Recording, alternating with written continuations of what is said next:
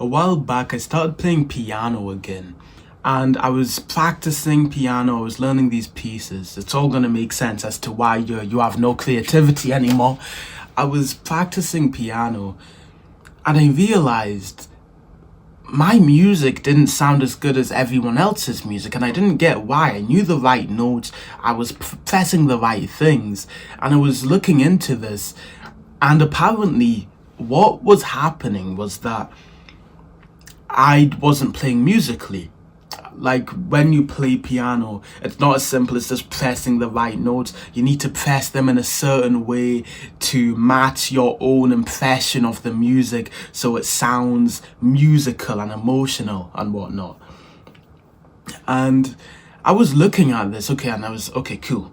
Cool. How do you play emotional? I was looking at other pieces by other people, and they sounded really good and really emotional. And I'd listened to two versions of the piece played by different people. Same notes, sounded completely different. Okay, this is cool. This is interesting. I was looking up, how do you play with emotion? What's the tactics? What's the secret? What's the answer? After a while, I came to the conclusion, and it was baffling, bro.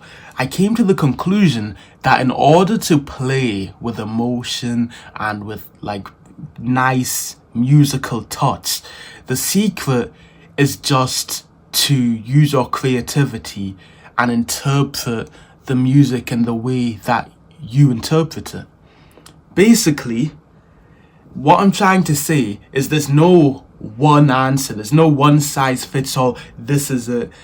There's no like 100% perfect musical interpretation for playing music right. So I could listen to music and you could listen to music, and I have it in some way and you have it in a different way, and we'll play it in different ways, but both they could both be correct, right? Okay, camera cut out. Yeah, I was baffled by the fact that you needed creativity to play music. And that was weird to me. I've never needed creativity for everything. Straight A student, never needed creativity. And then I look at things like science, right? You'd obviously expect, science to be logical, fact-based, no biases, no whatever. This is it, bro. This is like logical, yes, no, it's binary. And the interesting thing is, with science, there's a lot more creativity and imagination involved in it than you would expect. So when you're doing science, you need to decide on what you want to investigate. What do you even find interesting? What do you want to look for?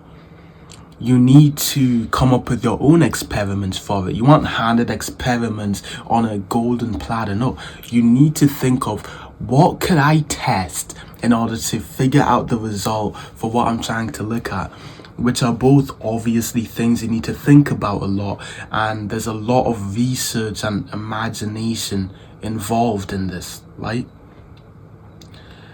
The interesting thing is, though, even subjects like this, if we go to the school system, and obviously it's the school system, always goes back to the school system, obviously. If you go back to school, you'll notice all of these subjects weren't creative whatsoever, even though in reality they are. So in science, they give you the experiment, you have two choices to pick for what you want to investigate, and everything is basically handed to you. You aren't allowed to pick your own experiment. That would give you lower marks, it would be ineffective, it would be a waste of time. That's bad. You aren't allowed to do that. You have to pick an experiment based on what you're given, and you sit in silence and you do what you were told. That's cool. Which obviously inhibits your creativity. That's common sense. And then even the more creative classes like art, the pinnacle, the holy grail of creativity, art.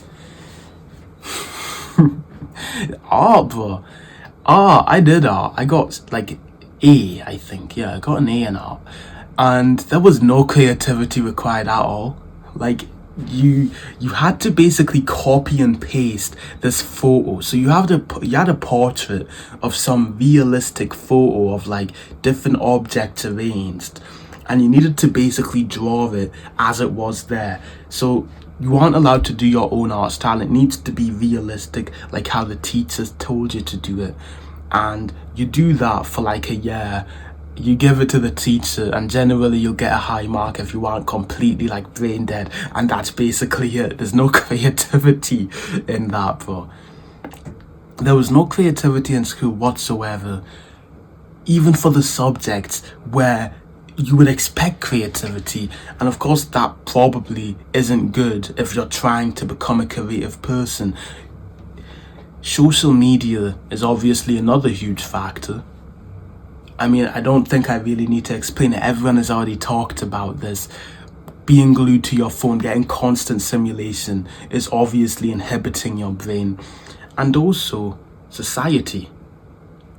I don't think people really talk about this as much, but even society is against you. So think of jobs, right?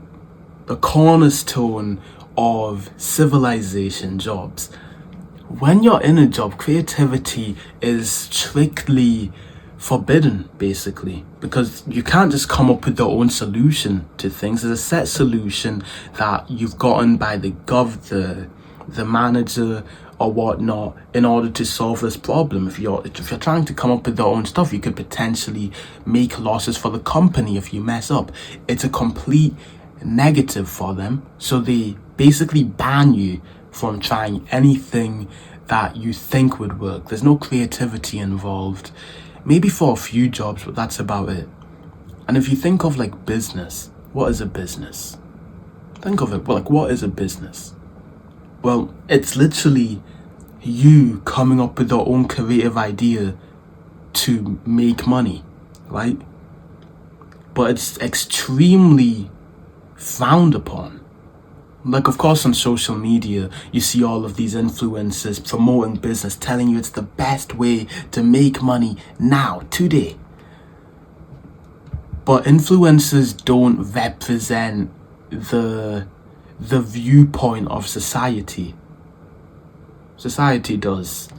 And if you were to go into any mature workplace or any like place with mature adults who have realistic goals, what you'll notice is if you tell them, I'm going to focus on this business, I'm very passionate about it, it's so creative, I'm going to make this startup, they're all gonna look at you, bro. They're all gonna look at you like you're stupid and you're just taking this huge risk for no reason. And it's stupid, bro. Like, why would you risk failing and just wasting your life on that? That's what they look at you like, bro. So having a business is quite frowned upon as well, unless you actually achieve success. You have been set up for failure, bro, from the beginning. And I don't really fully know why I made this video, to be honest, because like this channel is about socializing and I'm literally here talking about creativity. And there's not really a link, to be honest. Like, I could argue, yeah, but if you want to be creative, then you should quit social media. And if you quit social media, then you'll become more social automatically because our social life isn't online. I could say that, but I feel like it doesn't really work that well. And honestly, it doesn't have much of a correlation to socializing. You don't really need to be that creative. I just really wanted to talk about this topic. I think it's quite interesting. Coconut water is so tasty, bro. So I guess the solution to this,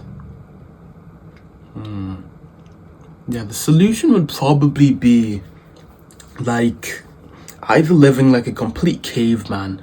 So you go to the forest, no phone, no nothing. You're just hunting, you're naked, you have your junk out and you're just killing animals, building your own hut. But I don't want to do that. And I doubt you want to do that either. Like, no one really wants to do that. to be honest. It's very taxing and difficult. There's a lot you need to set up to do that. Losing all your social connections and your friends. I don't want to do that. Neither do you. I'm speaking on your behalf here. And if you don't want to do that, then what's the other solution? Is that it? Are you just done? Honestly, basically, bro, you've been set up for failure from the beginning. You can't really come back from it unless there's some way I'm unaware of. I guess the next best solution, which would act as a remedy but wouldn't help fully, would be like adding mindful moments into your life. So sitting in silence for like an hour a day and just enjoying the environment around you, just letting your thoughts flow. That would be very helpful. Or like meditating for 15 minutes every morning or something. That would be really good. But honestly, that wouldn't really completely solve your problem.